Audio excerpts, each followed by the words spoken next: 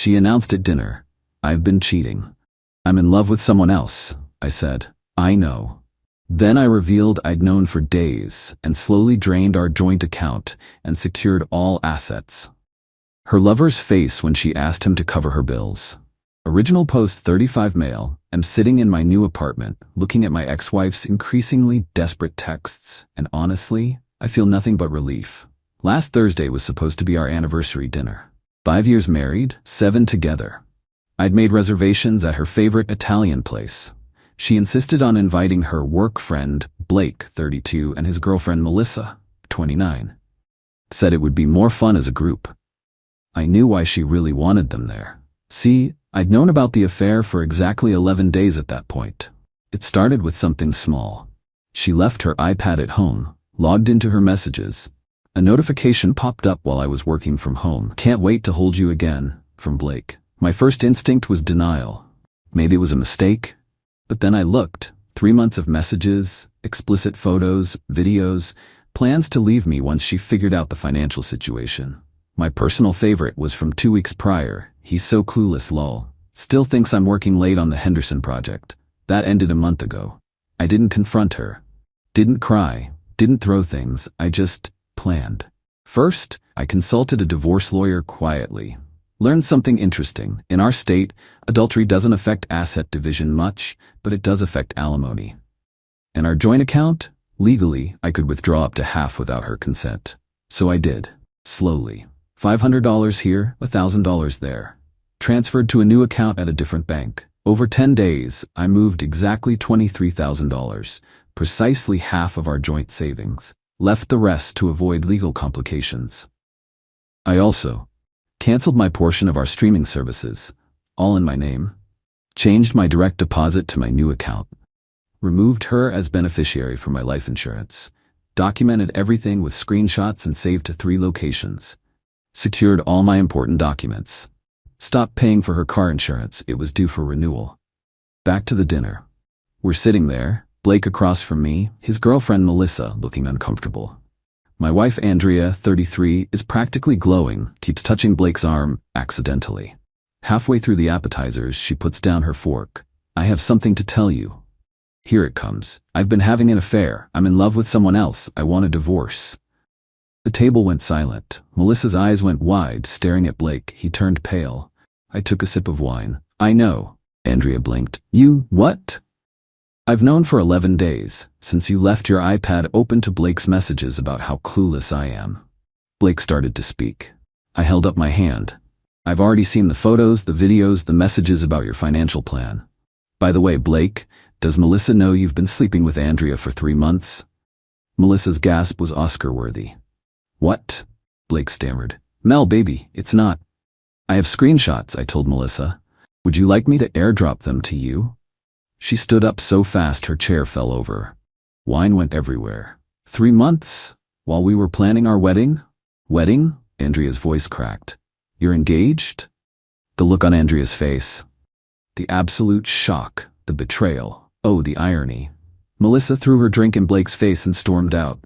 Blake ran after her, leaving Andrea and me alone. "You knew?" she whispered. "Every detail, including the part where you were waiting for your annual bonus next month to leave me. Sorry about that, by the way. You might need it now." "What do you mean?" "Well, I withdrew my half of our savings, canceled your car insurance, it expired yesterday, changed my direct deposit. Oh, and I already filed for divorce. You'll be served tomorrow. You can't just—" "I can. I did. Everything legally. My lawyer made sure of it." She started crying. "Where am I supposed to go? I assume Blake's place? Oh wait, he lives with Melissa." Well, was living with Melissa. "This is cruel. Cruel as cheating for 3 months while planning to blindside me after you got your bonus. I just returned the favor with better timing." Update 1. It's been a week since the dinner disaster, and the entitlement has reached astronomical levels. First, Andrea tried to access our joint account to discover I'd left exactly half, $23,000. She called me screaming that I'd stolen from her. That was our money. Right, and I took my half. The other half is yours. I need that money. Blake and I were going to get an apartment. Blake's broke, isn't he? Silence. Turns out Blake's successful marketing career was actually him living off Melissa's income while he built his brand as an influencer. 15K followers and no sponsors. Melissa owned their condo. Day 3 after dinner, Andrea showed up at my office with her mother, Gloria. Gloria marched up to my desk. "You're gonna fix this right now." "Fix what?" "This ridiculous divorce. My daughter made a mistake." "A 3-month mistake?" She's sorry she got caught." Andrea was fake crying in the background. "I just need some money to get by until what? Blake takes care of you? He's homeless. Melissa kicked him out and his mom won't take him back because he already owes her 12 grand. How did I know this? Melissa reached out to me. We had coffee. She was grateful for the heads up and shared everything. Blake had been mooching off her for 2 years, cheated twice before, and had convinced her to put him on her condo deed last month. She was fighting to get him removed. Gloria tried a different approach. "What about the house? Andrea deserves half. It's a rental, in my name only. She moved in with me, remember?" They tried another tactic. Andrea posted on social media about how I was financially abusing her and abandoned her without warning. Made herself the victim. I responded with one comment. "Interesting perspective from someone who cheated for 3 months while planning to leave after securing their annual bonus." Her friends started asking questions. The narrative crumbled when Melissa commented, "Maybe mention you were sleeping with my fiancé while we planned our wedding?" Andrea deleted the post. But the best part? Blake tried to salvage things with Melissa, threw Andrea completely under the bus. Sent Melissa messages saying Andrea seduced him, that she was obsessed with him, that he was trying to let her down easy. Melissa forwarded everything to me, and I forwarded it to Andrea. The rage texts were glorious. "How could you share private messages? Blake loves me, he said so. You're ruining my life. I demand alimony." My lawyer laughed at the alimony demand. Adultery is her full-time job, making 75K equals no alimony in our state. Then came the extinction burst. Wait, wrong term.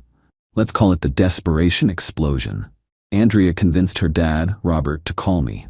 Robert's a good guy, but completely under Gloria's thumb. "Son, can't we work this out? Andrea's staying with us, and Gloria is difficult when upset. Robert, she cheated for months. I know, but with an engaged man. Yes, but while planning to leave me after her bonus. There's nothing to work out. Could you at least help with her car payment? She can't afford it alone. She should have thought about that before cheating."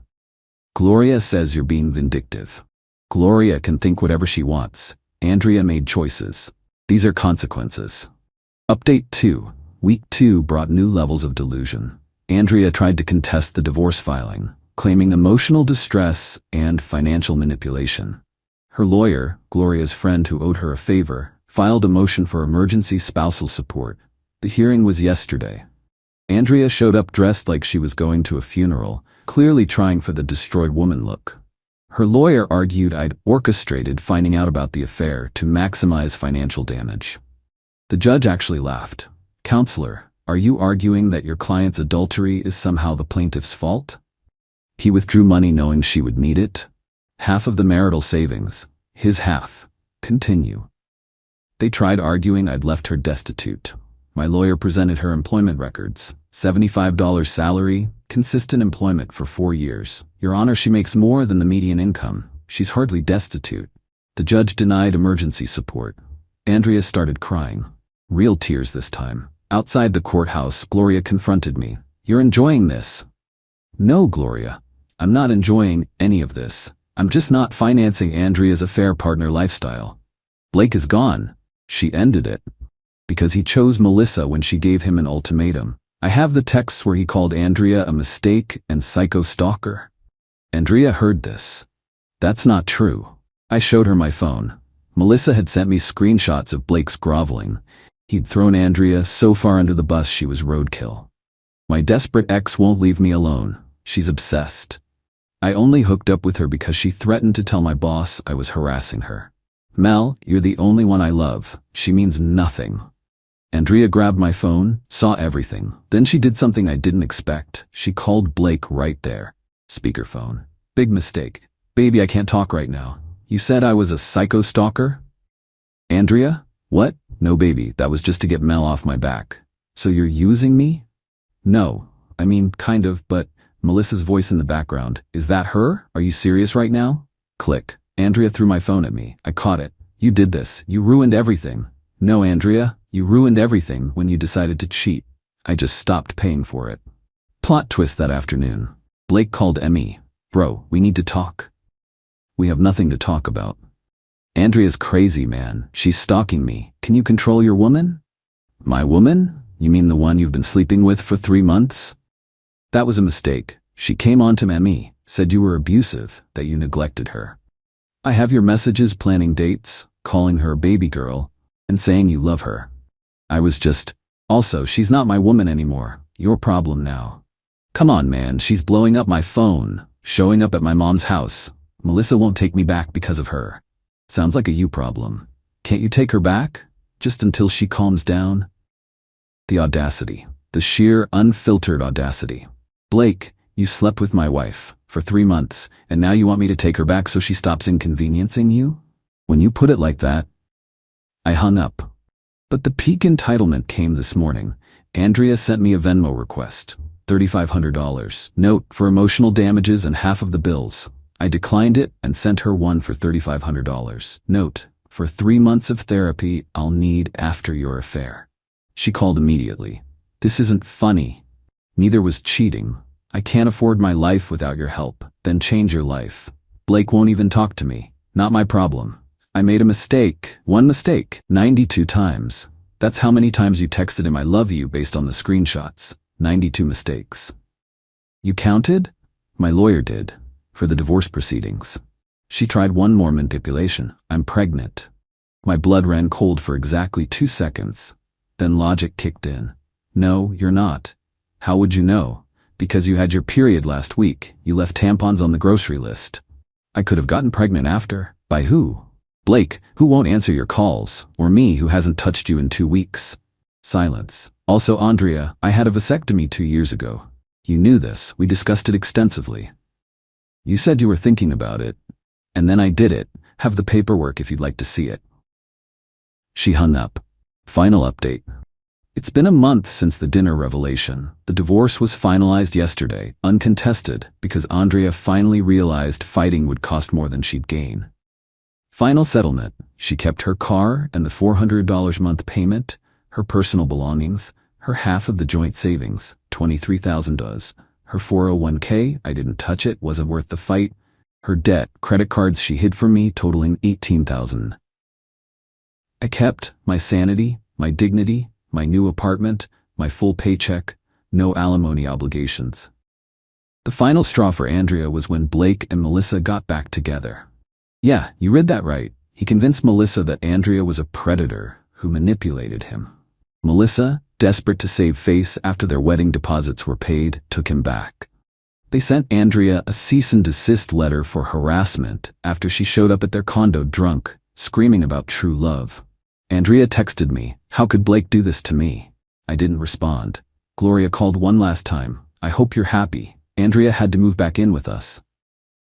Gloria, I'm getting there. Every day without lies is a step forward. She's broken. She broke herself. I just stopped catching her. Robert texted me privately later. Between you and me, son, you did the right thing. Andrea needs to grow up. Gloria babied her too long. Maybe this is the wake-up call she needs. I don't think Andrea learned anything, honestly. Last I heard, through the gossip network, she's on dating apps claiming to be an entrepreneur. She sells MLM skincare now, and complaining about how all men are trash while sliding into married men's DMs. Blake and Melissa? Getting married next month. She invited me out of spite. I declined but sent a gift, a digital picture frame preloaded with one image, a screenshot of Blake's first message to Andrea. Petty? Absolutely. Worth it? Absolutely. As for me, I'm good. Not great, not thriving, just good. 7 years is a long time to waste, but at least I'm not wasting year 8. Dating isn't even on my radar. Trust issues are real now. My therapist says that's normal. The funniest thing? Andrea still Venmos me requests randomly. $50 for shared Netflix memories. $100 for emotional labor. $25 for the coffee maker you kept. I declined them all, but I screenshot them. My lawyer says to keep documenting in case she escalates. The last request was yesterday. $1 with the note, I miss you. I almost felt bad. Almost. Then I remembered the message where she called me clueless and laughed about it with Blake. I sent her $1 with the note. For the bus. Stop contacting me. She sent it back with, I don't need your pity. I kept the dollar and blocked her on Venmo. Gloria sent me a Facebook message this morning. Andrea is struggling. As a real man, you should help her. I replied, a real man would. Good thing I'm just a clueless one. Then I blocked her too. The best revenge wasn't elaborate. It wasn't dramatic. It was just letting her face the natural consequences of her choices without my safety net. She wanted Blake's exciting affair life? She got it, including the part where affair partners rarely become real partners. She played a stupid game, she won the stupid prize, and I just stopped playing altogether. My brother said it best, she fumbled a good man for a hobosexual influencer. That's a special kind of stupid. Yeah, it really is. Life's quiet now, peaceful. No more wondering if she's really working late. No more Gloria dropping by uninvited. No more financing someone else's fantasy. Just me, my apartment, and the knowledge that somewhere out there, Andrea is trying to sell overpriced skincare, while Blake takes couple selfies with Melissa, both of them pretending they didn't blow up multiple relationships for a 3-month mistake. The universe has a sense of humor. I'm just glad I'm not the punchline anymore. To everyone asking, no, I don't regret being harsh. When someone shows you who they really are, someone who can smile at you over breakfast while texting their affair partner about how stupid you are, believe them, and then protect yourself accordingly. To the people saying, I should have tried counseling. Counseling is for problems, not for someone actively planning their exit while using you as a financial bridge. That's just exploitation. And yes, I'm in therapy, not because of trauma or trust issues, but because after 7 years of being gaslit about being too suspicious when I was actually right, I need to recalibrate my normal meter. Turns out, it was working fine all along.